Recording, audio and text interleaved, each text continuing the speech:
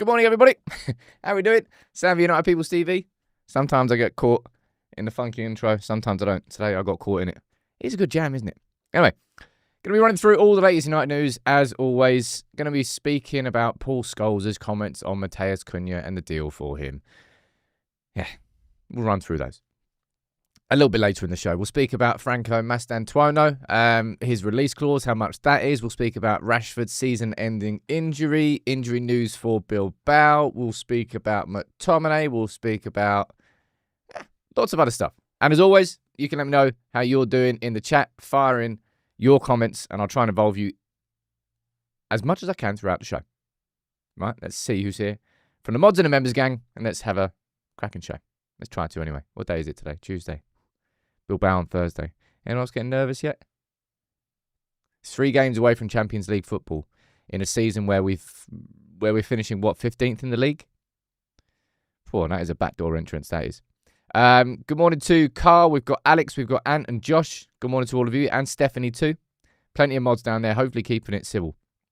We've got Mania, we've got Vince, Sean, we've got Finn, John, Debasis, Sasha, we've got Zinni, we've got John, Finn. Did I say Finn twice? I think I did. Can't remember. And I saw Sigmund there, jumping in and gifting a membership. Good morning to you, Sigmund, and Andrew there as well. I have moved, Mohammed. Thank you very much for asking. I moved on Saturday, then went to a wedding Saturday night. That's why I was feeling pretty sorry for myself on Sunday. Yeah, I'll be totally honest. Now we've got the decorators in this week. Everything's in boxes. Beds need to be built. Boxes need to be undone. But this is the fun part of moving, I think. The stressful part is actually, getting it done. Once it's over the line and it's all exciting, you're sort of like building your own new home and building your own new life. This is fun. I think so anyway. Now, I just want to quickly show you something at the start of the show before we get into it. Yesterday, we put an advert out because we are hiring a new social media producer for United People's TV. And there's going to be a couple more hires that we're going to be making as well. Hopefully bringing in a proper community leader. I spoke to you about that. And I see that as such an integral role that I need to fill properly. But also, there is an opportunity on social media. So if you are involved in it, and what I would say to you is, please don't apply for this if you don't have the skill set required. We're looking for somebody who is proficient with the Adobe suite, understands social media. There's skilled people applying for this. So what I'm basically saying to you is, don't waste your own time in applying because you won't get it. But if you are and you'd love to be involved, then please do apply. And yeah, there's going to be a couple more adverts like that coming soon. So if you want to, you see the email there, jobs@unitedpeoples.tv. Get involved. I think it's cool. There's some people who have come from the community who now work inside United People's TV behind the scenes. I think that's a really cool way to grow. Right. Did I see this news yesterday? I think we all knew it was going to happen. I just found it interesting. Ancelotti going to Brazil. Type it in the comment. I just like talking about news around United for the first few minutes of the show. First few minutes of every show. Everyone knows that. Who do you think is going to Real Madrid? Is it Xabi Alonso's time? It feels like it kind of is now, right?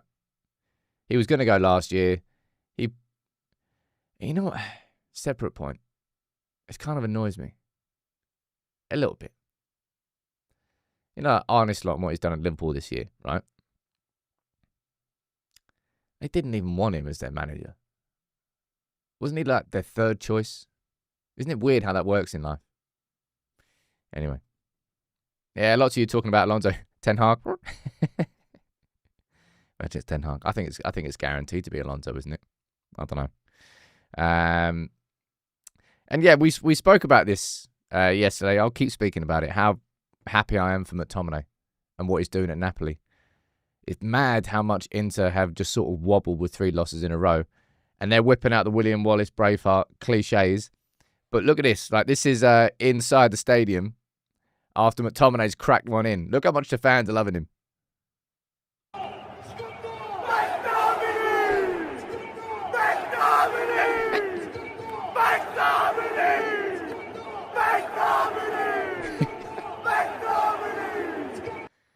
You got to love that Napoli tradition, isn't it? The man with the microphone after the player scores. Anyway, he's having a great time out there. And I'm looking forward to, hopefully, him winning the league, getting a little cheeky mural, That would be a cool little mini doc to do, wouldn't it? When everyone watch it, actually, I don't know whether anyone will watch it or whether they'd just be annoyed. I think they'd probably be annoyed that we sold him. Anyway, going to start a quick poll, all right? There are 4 players who are up for Player of the Month. Who wins it for you? Right? We've got Maguire, who, for obvious reasons, is nominated for Player of the Month. Leon-shaped reasons, I would say. Yoro, who I think's played really, really well. Bruno, who's just been... Well, he won Player of the Month last month, didn't he? And you got Casemiro, who's definitely been better. Out of those 4, who wins it for you? Are you giving it to Maguire just for that goal against Leon? I think the player who's impressed me the most. I think Casemiro surprised me the most. I didn't expect him to have the run of form that he's had. I think Bruno Fernandes has just been like consistently just good, impactful, creating chances. We might not be scoring them, but he's creating chances galore. And Yoro, I think, is probably in his best run of form since joining United. And then you got Maguire. Is Maguire there because... I think Maguire's, I'm guessing, there because of Leon, right? I think, personally, I would give it to Yoro. And I think it would probably have the most impact on Yoro. Like him winning Player of the Month, he'd be like, yeah, quite cool, man. Like, it's getting recognised for what we're doing. Like, let's keep going. Let me see what you're saying in the poll quick. 250 votes are in. Ooh, as toid like a toiger. 29% are saying Bruno, 30% are saying Bruno, 24% Yoro, 23% Casemiro, and 23% Maguire. Well, I'm going to have to leave that. Nick, you're saying it's a low bar? Yeah, well, it has been a low bar this season. Let's be completely honest. I'm going to let that poll run for the show and we'll come back towards the end. Someone remind me towards the end, because I guarantee you I forget. But Bruno's been up for it. Well, he won it last month, sorry. Right, let's move on to the show. So, yesterday's video, you know what it is. 5 things that we learned from the game against Bournemouth. I spoke about the frustrating finishing. And I'm sure you've seen this as well, right? Let me pull this up. That's not it. In here. And how frustrating this is.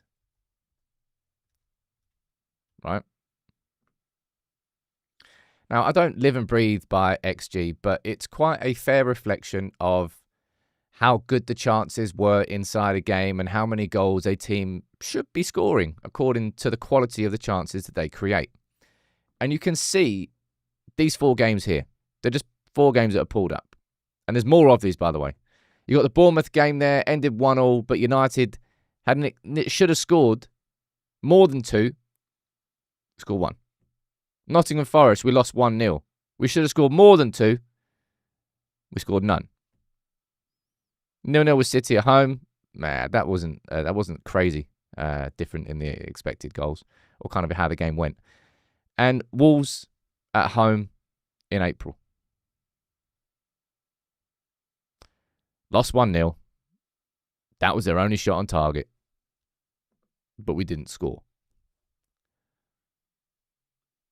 And we said it so many times, but we don't need to say it any more times. It's just, Amorim must just be so angry every single time he goes, how? For God's sake, man. Like, we created all those chances again. Like, football's decent again. It could be better. Yeah, sure. The tempo could be higher. Yeah, nice, great.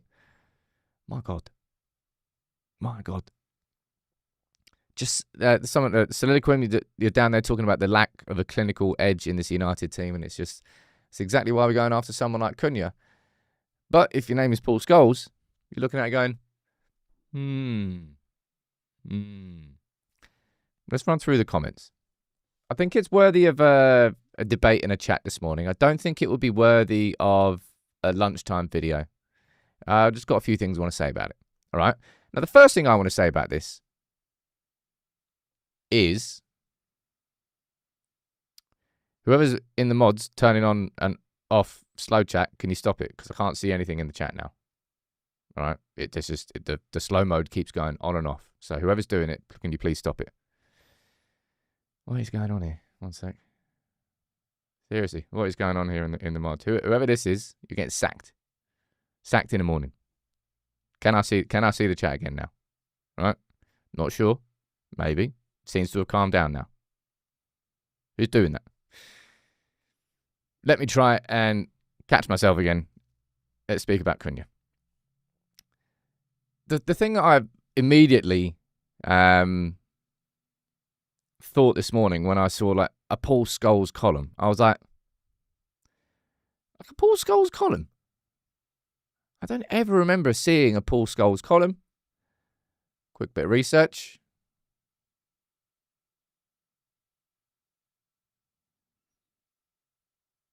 There's only one. There's only one column. No, I've not. There's don't mention the H word. And all right, don't mention the H word. Let's have a quick look here to make sure. I think that maybe was just YouTube playing up then. Let's have a quick peep.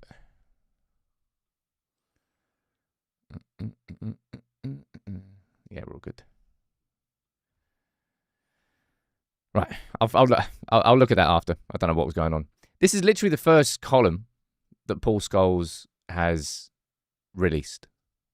It's interesting timing. Let's read through what he actually said, because I want to know your opinion on it, right? Let's run through it. My doubts over the potential Cunha to United deal. He said he looks like he's got the attributes that Ruben Amorim wants. He knows that physically his team are just not strong or quick enough. So Cunha is obviously athletic. He's got quality, 15 goals this season. I just worry for any signing coming to Manchester United at the minute. It just feels like it's such a bad place to go. The quality of play right now is so poor. And with Cunha, is he a centre forward or is he a wide player? There's no doubt that he has quality, and of course it would be nice to sign him, but I worry about where he fits in. You can sign the best 3 players in the world, and I think they'll struggle coming into this team at the minute. But they've got to start somewhere. And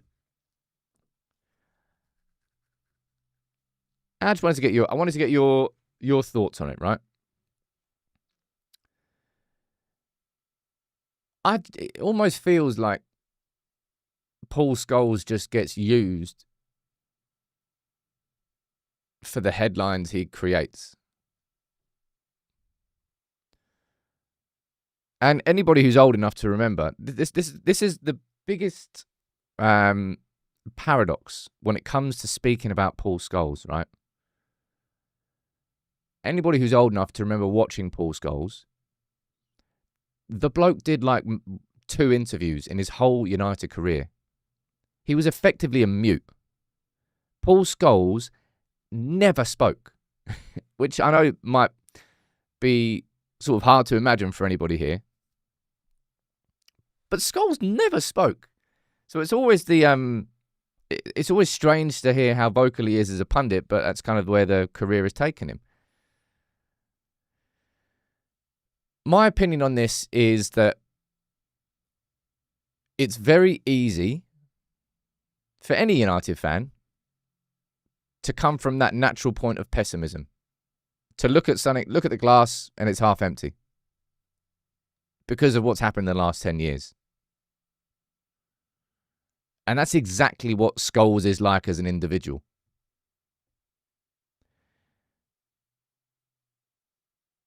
I think what Scholes says here, I understand what he means. It is the sort of thing that you would expect an ex-Liverpool player to say about Manchester United rather than an ex-Manchester United player to say about Manchester United. It's the sort of things that we all kind of know are true, right? But you don't have to say it. It's better for Manchester United if it's left unsaid, sort of thing. That's kind of the way I feel about a lot of what Paul Scholes says. Let me see what you're saying down here. Scott, you're saying, I get we're awful at the moment, but come on, Scholes, what do we do? Not sign anyone? It's dumb. Just say it, Sam. What Scholes said is dumb. Well, that's your opinion, Danny. He has to forge a new career, so yes, he speaks. Agree with DP. Scholes, Neville and Keane are also negative now. Rio at least provides constructive opinions, especially on players who are going to win the Ballon d'Or. Connor saying, I feel he's not the best speaker that represents the club. Not enough in-depth knowledge. It's a bit of a weird one. Faisal saying what's been bothering me or making me angry is the way everyone talks about how everything is horrible without providing any solutions. Well, you know full well that's the easiest thing to do, isn't it? Full well it's the easiest thing to do, is to moan about what's wrong in front of you but not present a solution. I genuinely look at Cunha as a bit of a solution. I'll be totally honest. He talks about it being a bad place to go. And I think this is a bit of hey, who am I kidding? Like, we're losing to Wolves at home. We're drawing away at Bournemouth with the 97th minute equaliser. The results are poor right now, but the finishing is 10 times worse than the results. I genuinely think that if we play the way we played in these last few games and we do it next season just with different players, we're going to win those games quite comfortably. A game against Bournemouth should have had 2-3 goals, comfortable win, and especially the game against Wolves at home. Like, one shot on target in each of those games, and we didn't win either of them. Let me see what else you're saying. Scholes is trying not to expect too much from United. That's what I mean. It's coming from that point of natural pessimism. It's protecting yourself as a United fan, and I think, hey, I've even done a mini documentary on this. What was it called? The Uncomfortable Truth About United's Legends. I spoke about Scholes, spoke about Keane, spoke about Rooney, spoke about a lot of them. Ted Clum, you're saying, like, why do our legends talk like that? They don't want United to be back. It's not that, man. It's not that at all. It's just that they very much struggle to relate or to properly understand the problems that the club has right now, because their memories of Manchester United are so completely different. Their understanding of any problems that existed are so completely different. And what worked for them wouldn't work. You know, over the last few years, remember the amount of times that you've probably seen people saying, just bring Roy Keane in, man. Put him in there. He'll sort them out, whenever, like, United's players didn't have discipline, etc., etc.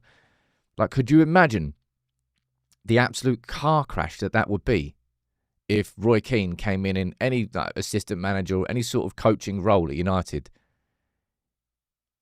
He would tear them to shreds to the point where they don't exist anymore, and it would just fall out and be a horrible, spectacular implosion. It might be fun for everyone else. Don't think it would leave United in a better position. I'm going to keep going reading your comments here. How did Neville, Keane and Scholes' managerial career go? Did Scholes ever manage? Oldham? Was it Oldham he managed? I think he might have done Oldham. Keane obviously had Sunderland, Ireland, Ipswich. He was Ipswich too. I don't think Gary's ever going to go back to management. Justin, I mean, you're probably not wrong there, saying this is actually one of his most reasonable and fair takes, which isn't really isn't really a good reflection on his other takes, let's be totally honest. DP saying, why don't they look at how other clubs have had to rebuild with new players and are now successful?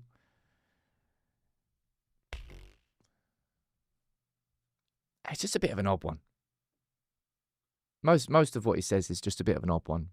And it's just that's who Scholes is. That's kind of who Scholes always was. If Scholes spoke more as a football player, you probably would have found out this version of Scholes far earlier. But he didn't. Just kind of wish that he would kind of go back into the background, just disappear, so I can just remember Paul Scholes as a footballer. Man, he was good at football. Although he kind of was part of the problem. It wasn't his fault. When Fergie brought him out of retirement, just as Pogba was breaking through. And then Pogba was like, well, I'm no pathway here now. See ya. And he left. So Lidiquim saying, a winning mentality requires a half glass full, but over years of mediocrity and stop-starts, it's resigned to disillusionment. Very nice sentence. I wouldn't say there's any disillusionment here, but it's just strange that you can look at the Cunha deal and basically this sentence here, it makes you think if Manchester United were next week, whenever it is, this summer, to go out and sign Victor Gyökeres, who would be the best central midfielder? Sorry, it would just, I don't know. Name just popped into my head. We'll sign Declan Rice from Arsenal. We'll sign Victor Gyökeres. Paul Scholes would surely then at the same point goes, I'm not sure about, them signing this striker who scored like 50 goals. It's just such a bad place to go right now. I'm not sure this £100 million central midfielder they've just signed, not sure it's the right place to go right now. As I said, I don't think it's particularly wrong, but it's just the sort of thing that you just don't particularly have to say as a former United player. It's kind of twisting the knife a little bit. It's almost like it doesn't matter how good the quality of the player is, the comments would still exist around the club. And this is what I mean. Chris, you're saying he's not wrong. I worry about any signing for the way that we've been playing. And it's just the sort of thing which is better left unsaid. As a former United player, that's what I would call that. I don't think it's particularly wrong. And he's saying, I think what he's saying is Cunha looks world class compared to our current team, but doesn't even get on the bench back in his day. I don't think he's particularly saying that. And this is, I think that comment there is a kind of slightly more of a reflection of the fact that Paul Scholes hasn't watched enough of Cunha to understand where his position is.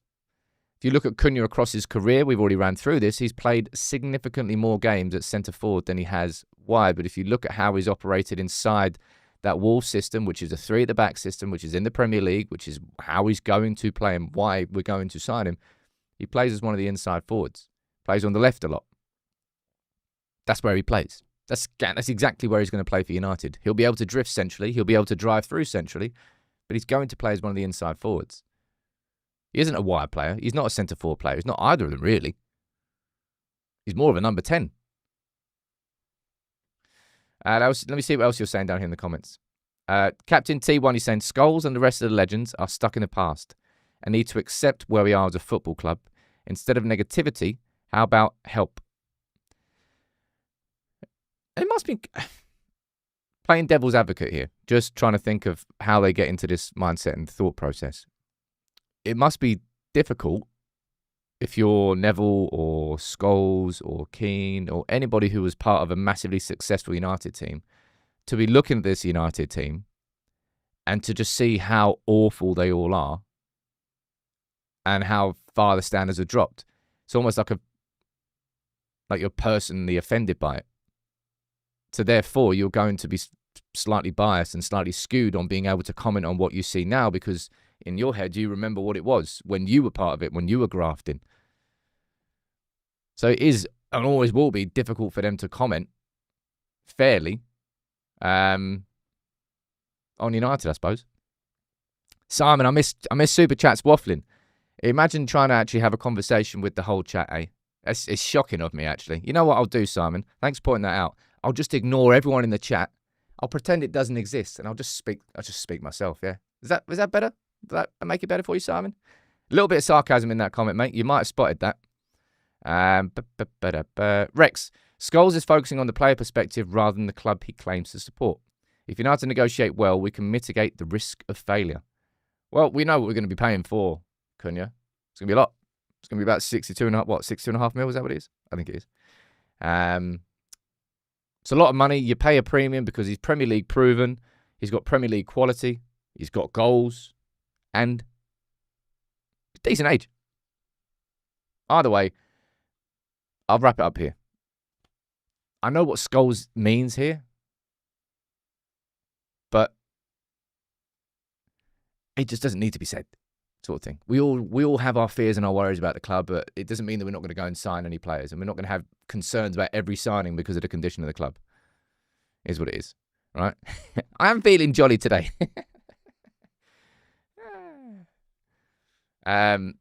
Johnny saying only Arsenal can likely stop the Scousers next season.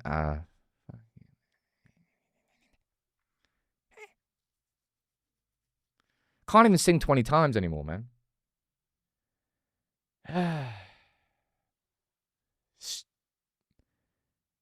Anyway, right, let's move on. Let's speak about this later.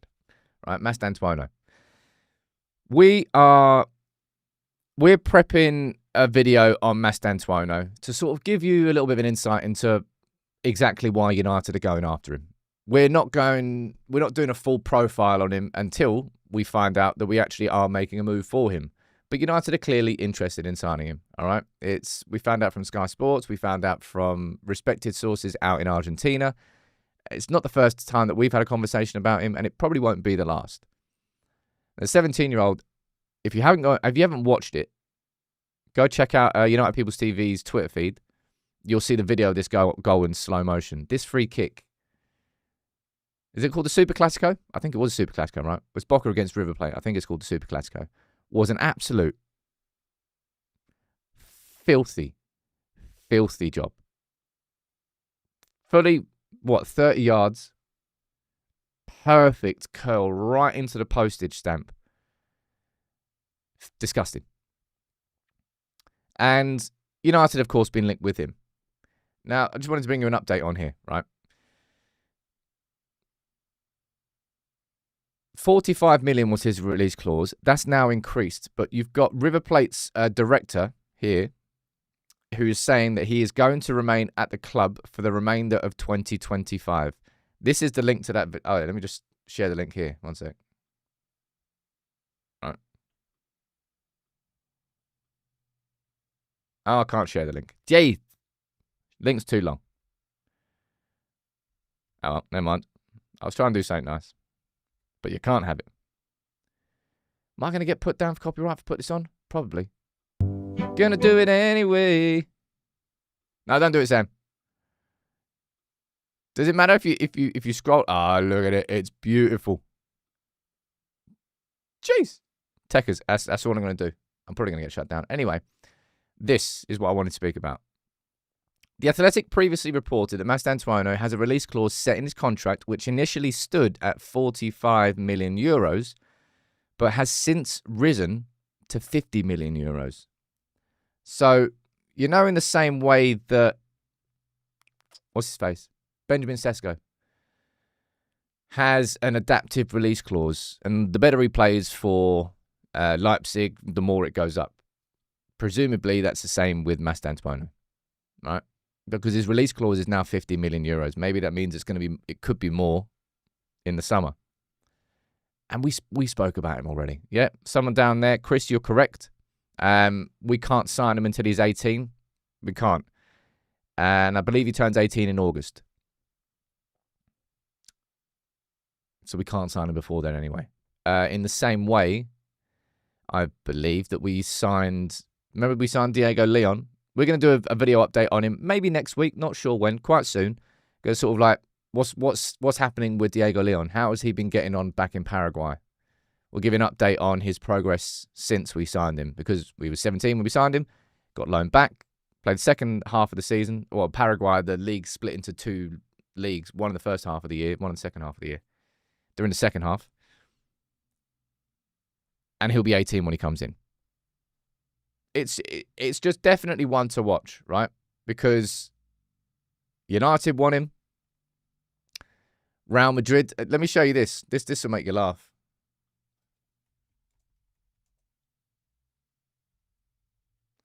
This article, I was going to do this in a video, but I'll show you now.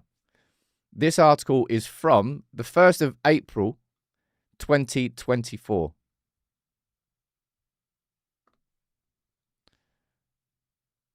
Real Madrid want to sign Yoro and Mastantuono as soon as possible. Los Blancos are already working to close those two signings. Of course, we signed Yoro. We got the head start. Could we do it again with Mastantuono? I think it's possible. I really do think it's possible. Did Diego Leon score last night? Imagine that. Timing of that. I was speaking with the lads about doing that video yesterday. Mr. Whopper, you're saying, I'm telling you now, City will take him, guaranteed. Was it I can't remember the name. Echeverri? I think the 17-year-old that City have just signed. Loza, that's a good question, actually. Let's open this up to the chat. How many deals do you think we'll end up making this coming window? Everyone, fire it in the comments. How many signings do you think United will make? Number 10, a striker, a central midfielder. They're the 3 guarantees. Echeverri, there you go. Close enough. I want us to get 2 central midfielders. I think I probably want a defender as well. I'm trying to think of what defender. I just get the feeling that we're going to do the win-back role internally. Just get the spidey senses, whether it's Ahmad, whether it's Camerson coming through. I think you might see Camerson make his debut against Brentford, by the way. Let me see what you're saying in the comments. You've got, we've got Salia, we've got Football Cartoon, we've got Lisa, we've got Saeed, we've got Tony, I am Steez, Andrew, Stephen, John, Simon, all saying 4. Rex, you're saying 3. So's Akash, so's Frank. Josh, you're saying 4. Alex, you're saying 5. So's Ant. I think 5. 5 would be my prediction, right? 5 first teamers, 5 more youngsters. Yeah, we will sign more youngsters. I'm looking forward to it, man. Was it last summer we got Chido? Then we got Aiden Heaven in. Last summer we also got Samuel Lascelles. What other ones did we bring in from? James Overy, I think we brought in from Perth. He hasn't even played that much, has he? Don't know. Apno, you're saying, to be honest, Scholes' comments on Delict exposed Sky wanting him to, because he says things out of his arse without the homework of watching players enough. It's really important to do that. And I always think, like, it must be... How do really good pundits do it? Like, watch football enough that you can comment properly on players from different clubs and how different teams play. So you must have to consume so much football. It's even hard to do it just from a United perspective. Like, watching all our games, but then trying to watch games of other teams, of players that we're being linked to, so I can confidently have a conversation. Sekou Kone, that's another one we signed. Diego Leon. So I can actually have a conversation with you about a player more confidently. Like, before we put the Mastantuono video out, I'll watch some River Plate games so I can actually understand a bit more about how he plays. It must be really hard to do that on a sort of a Premier League-wide level. Not that I'm giving him any excuses, just saying. Anyway, Mastantuono is one to watch, but his release clause has gone up. It's not 45 million anymore, it's 50 million euros. It's something I said in the pod this morning, right? It's a risk. Given our restricted finances right now, and we do have them, whether you want to believe them or not, we do have some restricted finances. The idea of spending 50 million euros, which is a big signing, on a 17-year-old from South America is a bit of a risk. It is a bit of a risk. Because I would call the idea of signing Mastantuono probably a luxury signing. And that might be the wrong way to describe it. But it's a luxury signing in the idea that if it works and it pays off, then boom, wow, you've done incredibly well and you've got a world-class player for cheaper than you should have. But not all teenagers from South America will work out. So I think it's a little bit of a risk. Jason, you say it's a risk we should be taking. I'll be interested to see how it pans out. Because clearly, Mastantuono is going to be going somewhere. Well done, Sam. You nailed that. But we don't know where. Right, let's move on. Okay? Yep, and agree. Euro was a bit of a risk, but I don't think it's a fair comparison of the risk signing Euro from Liga to Mastantuono from River Plate in South America. Because whether you want to try and argue that the French League is a farmers' league, blah, blah, blah, I think from a physicality perspective, it's probably going to be the closest league to the Premier League out of the top 5 leagues. I think so anyway. So a little bit less of a risk, but still a risk in itself, right? Anyway, let's find out what happens. Let's move on to a little bit of news here. And I don't know whether this is going to have any bearing on United at all. or Rashford's future, but Rashford is now expected to miss the rest of the season with a hamstring injury. No surgery, but he's going to be at Villa for rehab. Don't know whether he's going to come back to United for rehab or whether he's just going to stay there. Do you think this is going to have any impact on what goes on with Rashford? I think Villa will exercise the buy option of 40 mil. I'd be very surprised if they didn't, because it's under what Rashford should be sold for. I think it's under Rashford's value. But I don't think Rashford wants to go there. I don't think Rashford ever wanted to go to Villa. I don't think Rashford wants to stay at Villa next season. He feels, rightly or wrongly, you can all argue about this, he feels that he wants to be at a Bayern, Barca, PSG, Inter level club. I just don't see them coming in for him. So if he's out with a hamstring injury, that kind of makes it a little bit harder for United to put him into the shop window, I suppose. So it's probably not a good thing. Watkins to Liverpool, says Ant. I mean, I could see that happening. It feels... people talk about Emery's man management, right? And I think largely he's been very, very good at Villa.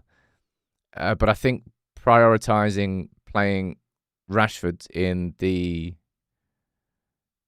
PSG Champions League game and against City, like the two biggest games this season, to overlook the player who's been your guy for so long for a player who's on loan, I think it's just... I think it was a bit of a mistake from a man management perspective for Emery. Captain hindsight, the fact that Villa lost against City and Villa didn't go through against PSG, then obviously he made the wrong decision. And Rashford did play well in the game against PSG. But I just think he may have tarnished a relationship with a striker who is your actual player for the sake of a player who's on loan at your club and probably doesn't even want to play at your club next season. Let's see what goes on there. Stephen, you're saying if Villa don't exercise the right to buy option, then it would raise a lot of flags for other interested clubs. Richie saying, disagree. Rashford's contract affects his fee. No one wants to pay his extortionate demands. Yeah, of course it does. It absolutely does, man. Watkins could go to Was it Arsenal who tried to sign Watkins in January? I think it was, wasn't it? Forgot about that. Or maybe Arsenal do sign Watkins and maybe Gyökeres doesn't go there. Don't know. Only way that we're even slightly interested in Gyökeres is if we win the Champions League, because he won't be interested in us. Now, speaking about the Bilbao game, there's one bit of injury news I want to bring you. Okay, this here is a list of Athletic's top players this season. Most assists, most red cards, and most importantly, their top scorers. Because Sanchez went off against Las Palmas. Now, annoyingly, I only found this out yesterday. I think I said this in the live show yesterday. They haven't played since last Sunday. So by the time that they play us, they would have had like 10 days rest, something like that. Either way, Sanchez went off with an injury, and reports from Spain suggest that he's going to be missing the first leg. So that's potentially Athletic's top scorer who's going to be missing the game. And then you got Inaki and Nico Williams behind there. Man, they're going to be dangerous. Who do you reckon starts at... I'm going to do my starting 11 today. A day earlier than normal, because I think it's worthy for that video to exist for an extra day, because I think there's going to be so much conversation about that game and about who should start. Remember that Diogo Dalot is injured, so he's not going to be playing in this game. So United are going to have to figure out a right wing-back solution. It may well be that Dorgu plays there. And maybe, I mean, it's possible that Amas comes in and plays left wing-back. Or we could see what we saw against Bournemouth. You could see Dorgu playing left wing-back and then Mazraoui as the right wing-back, with Luke Shaw filling in as left centre-back. No one knows. No one knows what it's going to be, but it's going to have to be a bit of a tweak. But it looks like Athletic's top scorer won't be available in the game. I don't believe they play two up front. I believe they play with one. Did they play with a three back? Let's have a look. What was the system? Athletic club results. Yeah, it's kind of what I thought it was. The typical, the old... Once upon a time, a few years ago, every single team played this formation, didn't they? 4-2-3-1. It was the absolute classic formation. And yeah, Sanchez is going to be missing, but then you got Inaki and Nico Williams, who will be the two wingers. Was he the number 10? Don't really know. I'm nervous for the game. Yeah, Valverde, of course, is the manager of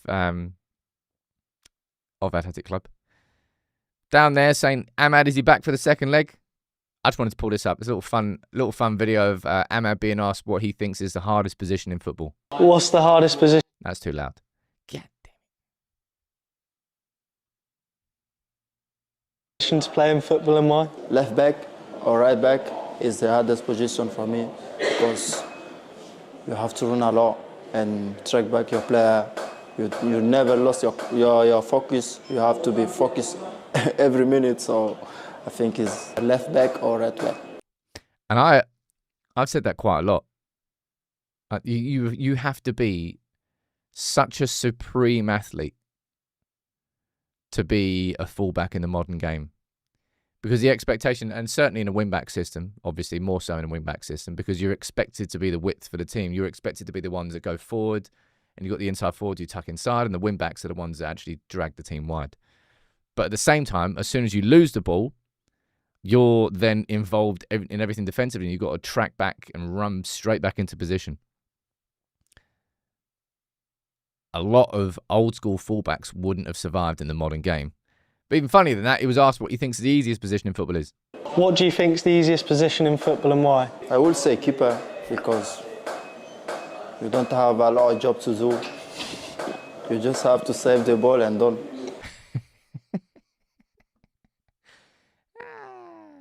One day Sam will get the volume right. Nah. Probably won't.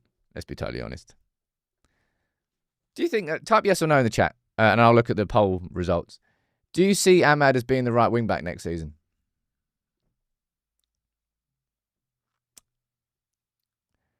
I think it's possible, man. I think the fact that we're investing so big in Cunha means we've now got one of those inside forward positions on lock.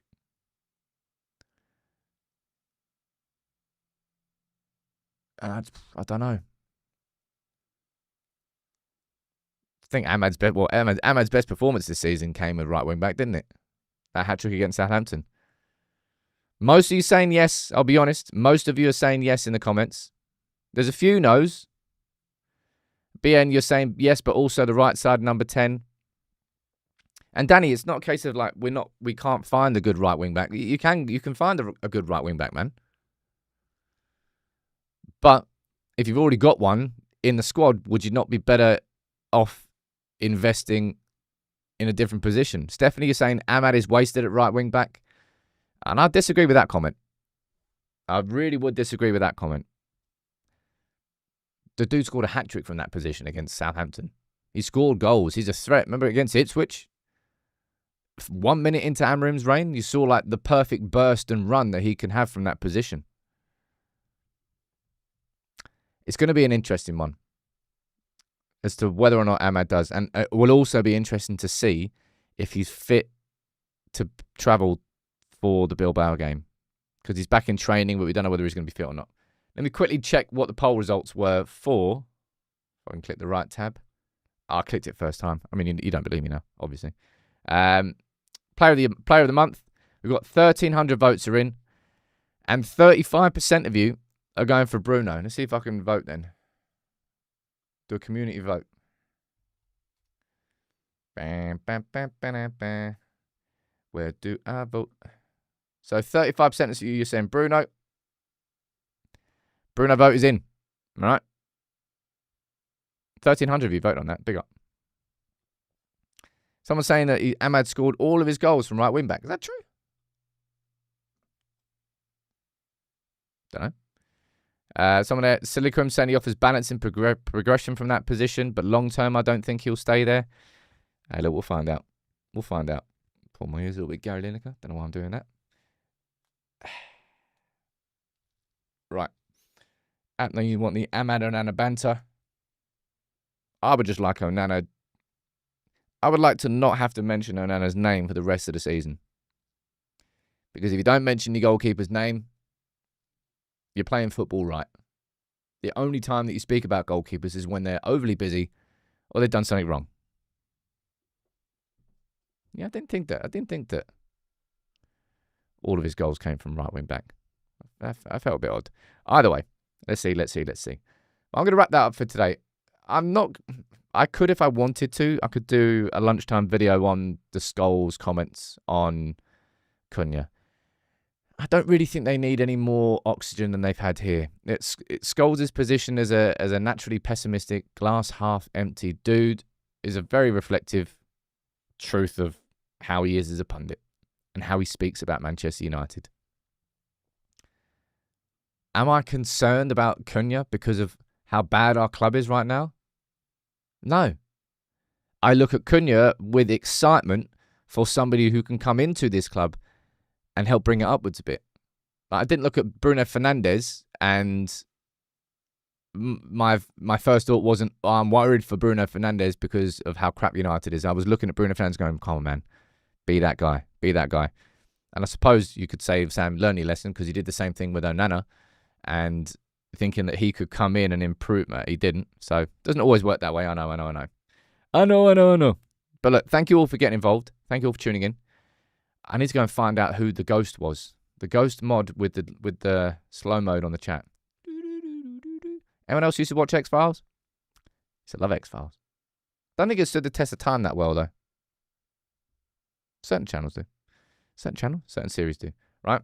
Thank you all for tuning in. If you can, please do drop a like on the video. I'm getting called by Vodafone. That's weird timing. Maybe I'll answer it. Maybe not. Take it easy, everyone.